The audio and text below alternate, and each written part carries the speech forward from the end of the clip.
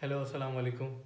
دا daily dose کے ساتھ میں ہوں سید علی یوسف، اور امید ہے کہ آپ لوگ ہماری ایپیسوڈس کو پسند کر رہے ہوں گے. میں اپنی 8-9 سال کی جو میری ریسرچ ہے، اگر میں اسے کنکلوڈ کرنے جاؤں تو کم از کم 2300 آیات ایسی ہیں کہ جن کے اوپر میں نے ریسرچ کری ہے، اور سائنس نے اب جا کے پروف کیا ہے وہ آیات ہمیں 1400 سال سے بتاتی آ رہی ہے. تو آج ایک ٹاپک کا میں نے انتخاب کیا ہے وچ از ایسٹرونومی.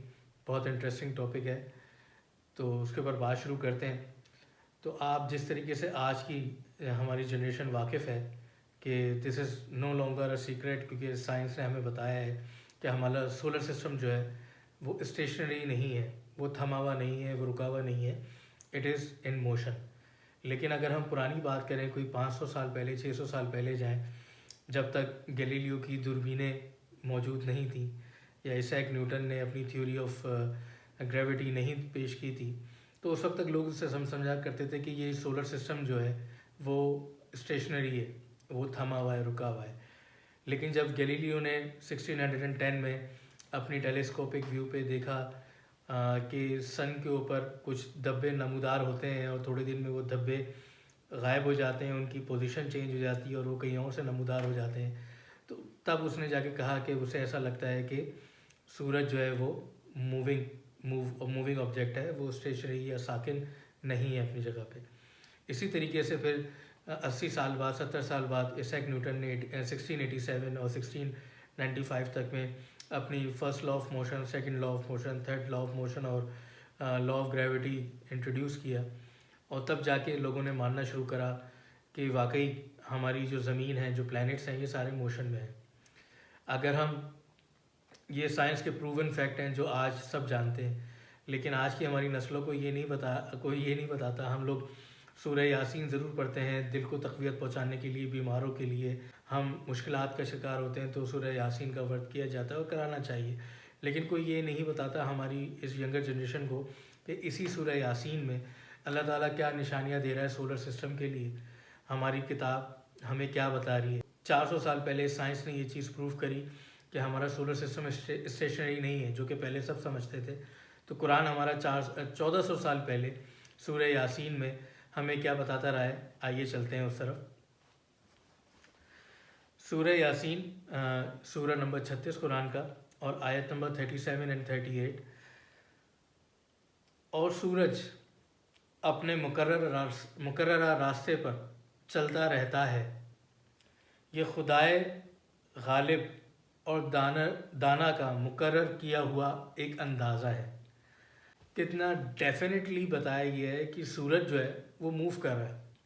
آپ کو یاد ہوگا کہ اس وقت یہ بھی کہا جاتا تھا کہ چلیں پلانٹ تو موو کرتے ہیں لیکن سورج شاید ساکن ہے.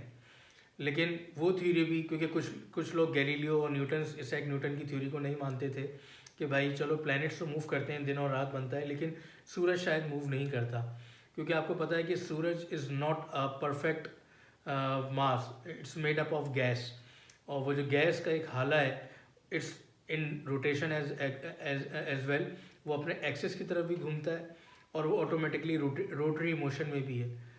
اور آج کی تاریخ میں دوسرے فیکٹ کی طرف اگر ہم جاتے ہیں تو سائنس بہت قریب میں 1981 سے ریسرچ ہونا شروع ہوئی، جو کہ 2001، 2006، 2009 اور 2014 تک میں یہ ریسرچ ہو رہی ہے کہ what is the life of sun.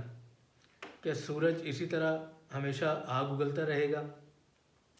کیا واقعی سورج کبھی ہمیشہ زندہ رہنے کے لیے آیا ہے، یا سورج بھی مرے گا ان افیکٹ، کہ سورج بھی کبھی ختم ہوگا یا اس کی گیسز، اس کی آگ کبھی ختم ہوگی؟ تو میں آپ کو بتاؤں کہ جب میں نے یہ آیات کا تجزیہ کیا قرآن میں، اور میں نے 3 نہیں، 4 نہیں، 5 نہیں، 6 مختلف لوگوں کا ترجمہ پڑھا کہ میں اتھینٹیکیٹ کر سکوں اپنے ریسرچ کو، تو میں حیران رہ گیا کہ اللہ تعالیٰ سب کو یہ بتا رہا ہے کہ کسی بھی چیز کی، کوئی بھی چیز ہمیشہ کے لیے یا ہمیشہ کے لیے نہیں آئی. آج سائنس یہ کہتا ہی ہے کہ سورج کی لائف 50 بلینز آف ایئرز ہے اور تقریباً 10 بلین آف ایئرز باقی ہیں. میں آپ کو ریفرنس کوڈس اسی ویڈیو میں پیش کر دوں گا کہ آپ ان کو دیکھ سکتے ہیں، ان کو پڑھ سکتے ہیں کہ سائنس کیا کہتی ہے. تو بقول سائنسدانوں کے جو کہ اسی صدی میں پروو ہوا ہے 1900 سینچری میں پروو ہوا ہے کہ ایک دن آئے گا کہ سورج بھی ختم ہو جائے گا اور there will be no longer heat in the sun. اور یہ بات سورہ التکویر میں پہلی ہی آیت میں اللہ تعالیٰ بیان کر رہے ہیں. میں آپ کو وہ آیت کا ایگزیکٹ ترجمہ پیش کرتا ہوں. اب آپ ذرا لفظوں کا چناؤ دیکھیے گا ہمارے مالک کل نے ہمیں کیا میسج دیا ہے.